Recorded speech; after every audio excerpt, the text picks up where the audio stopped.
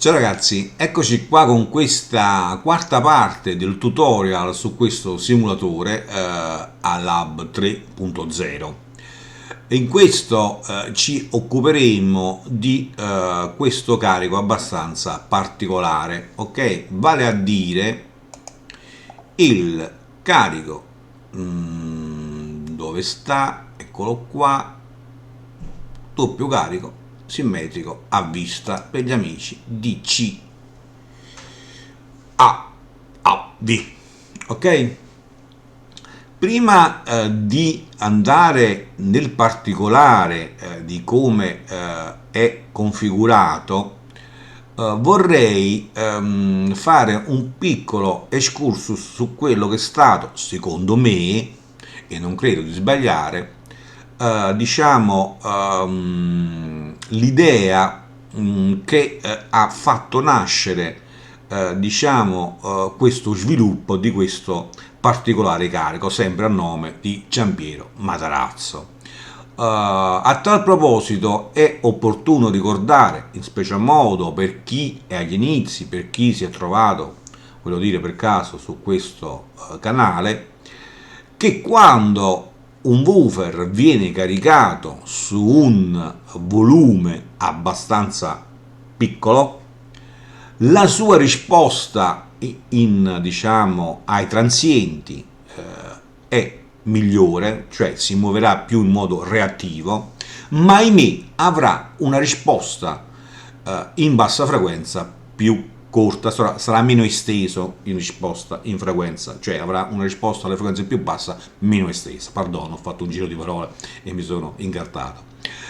Mentre per quanto riguarda lo stesso woofer, se lo andassimo a caricare in un volume più grande, sì, avremmo una risposta alle frequenze più basse più estesa, ma ahimè avremmo una risposta ai transienti più penalizzata, ovvero si dice, diciamo nel gergo, che il basso sarà più lento. Ovviamente ci sono delle motivazioni tecniche, non è questo il caso di andare ad approfondire, sta di fatto che è così. Quindi sarebbe bello avere un woofer o un sistema che avesse risposta ai transienti più veloce, più reattivo, e nello stesso modo una risposta in frequenza più bassa. Ahimè, non è possibile. Ci sono dei carichi particolari, ovvero quelli detti massimamente piatti, che sposano, creano questa condizione ottimale in modo che si possa avere una risposta ai transienti abbastanza buona e una sufficiente risposta alle frequenze più bassa, ma certamente non sarà la massima estensione possibile attraverso questo altoparlante, perché avendo un volume maggiore la risposta sarà più estesa. Quindi c'è questo limite, ok, che lega il sistema. Non possiamo avere una risposta ai transienti ripida, veloce, e nello stesso modo avere una massima estensione alle frequenze più bassa. Ed è questo, credo, che ha stuzzicato la mente di Giampiero Matarazzo. E di fatto cosa ha pensato? Ha pensato di creare un sistema con due volumi, ok?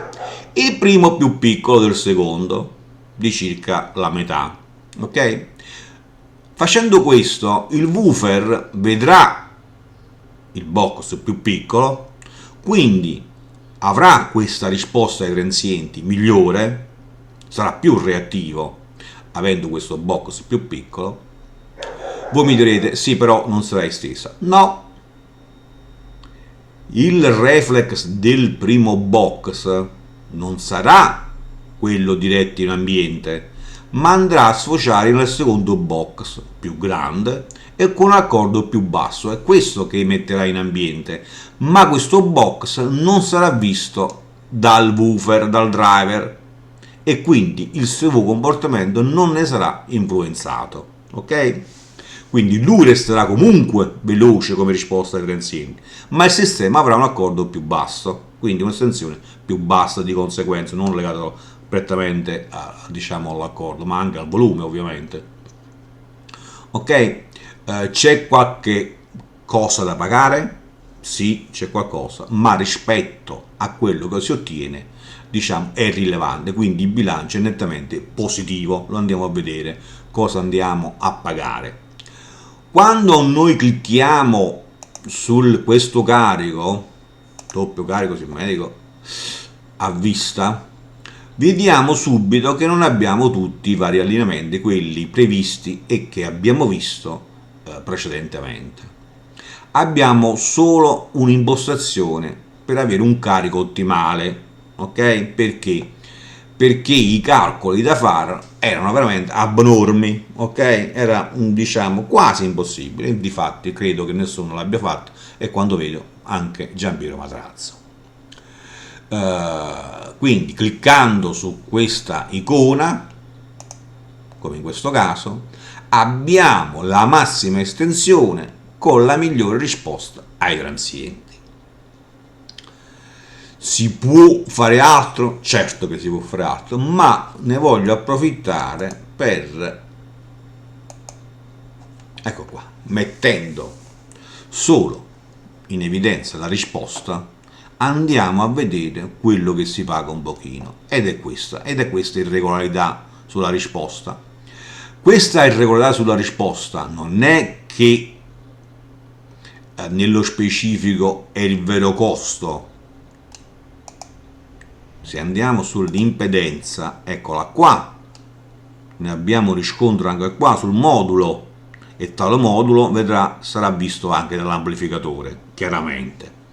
Quindi, sommando l'irregolarità di risposta, sommando l'irregolarità sul modulo di impedenza che dovrà essere gestito dall'amplificatore, un piccolo scotto c'è, ma è insignificante rispetto a quello che si ottiene, senza ombra di dubbio.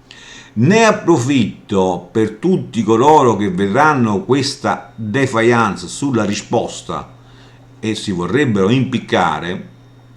Praticamente questa risposta sarà quasi sicuramente non percepita dal nostro orecchio. Ricordo che il nostro orecchio non è un analizzatore di spettro, non è uno strumento di misura, è incapace di andare a diciamo percepire queste piccole variazioni, discriminazioni del genere, non è capace di fare. A tal proposito, gli studi sono stati fatti in psicoacustica il secolo scorso, e quando si parla di percezione non si parla più di, diciamo, ottave, ma si parla di bark, ok? Eccole qua la scala bark, ok? Nella fattispecie, questo signore Edward Zeiger, che ha studiato nel lontano 1924 tale fenomeno, ha rilevato che in effetti il nostro orecchio sopra i 250 Hz ha una capacità di discriminazione pari a un quinto di ottava, sotto i 250 Hz un terzo di ottava.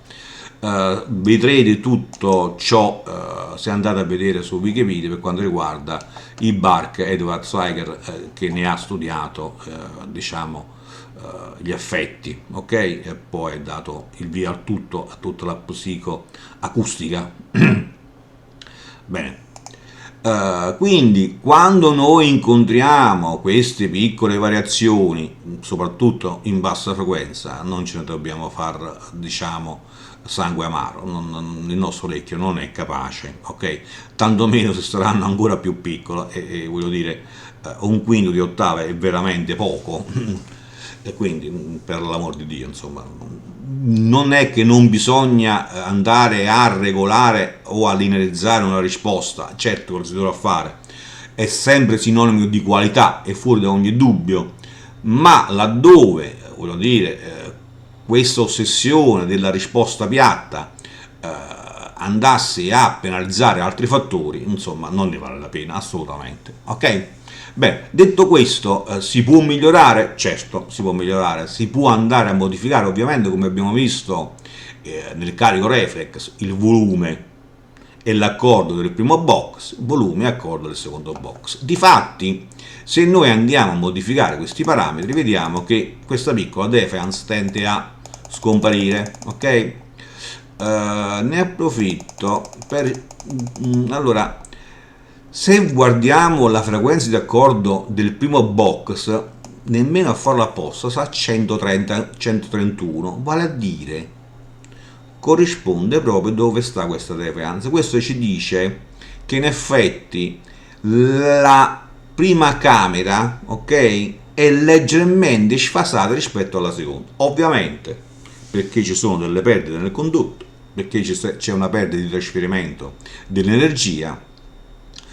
Questa perdita è legata a uno sfasamento, quindi c'è un rallentamento di trasferimento che è uno sfasamento a tutti gli effetti. Andando a creare questo sfasamento c'è questa cancellazione, perché abbiamo, diciamo, un segnale della prima camera che non è perfettamente coerente col secondo, leggermente sfasato, e crea questa piccola cancellazione, né più e né meno.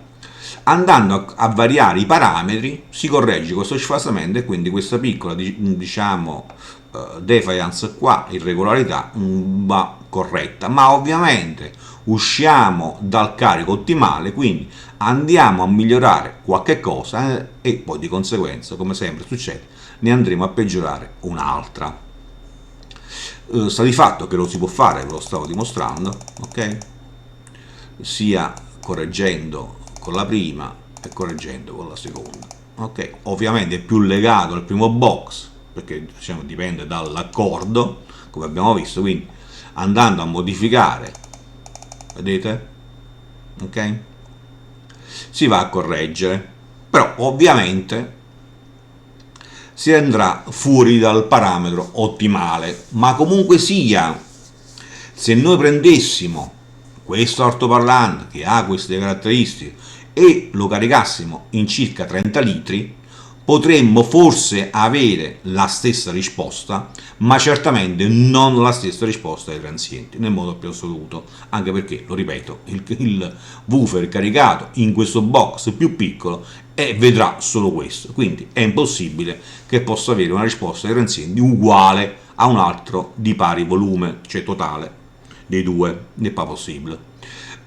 È particolare per chi avesse la possibilità di provare questo carico, si renderà conto subito della differenza, che è sostanziale a tutti gli effetti, e di questo bisogna dare atto a Giampiero Matarazzo, che ha dato la possibilità a tutti, voglio dire, di provare e creare, insomma, qualche cosa di particolare, non i classici SP, reflex, passabanda e così via, che abbiamo visto anche nei degli altri simulatori, e non vedremo in questo, voglio dire, mi sembra assolutamente inutile. Bene, io mi fermo qua, perché oltretutto non c'è nulla da aggiungere rispetto ai classici Clarix Reflex, è tutto uguale, né più e né meno. C'erano queste particolarità che ci tenevo a mostrarvi, a indicarvi, che sono particolari. Vi ricordo di approfondire per quanto riguarda i bark, per quanto riguarda la psicoacustica, che è una scienza precisa, voglio dire, è stata studiata, quindi non è fantascienza nel modo più assoluto. Bene, dicevo, mi fermo qua, spero di non aver commesso grossi errori, eventualmente me li segnalate come solito. Per chi fosse interessato a restare aggiornati, suggerisco sempre di iscriversi al canale, non vi costa assolutamente nulla. Spero di aver fatto cosa gradita, ci sentiamo per la prossima.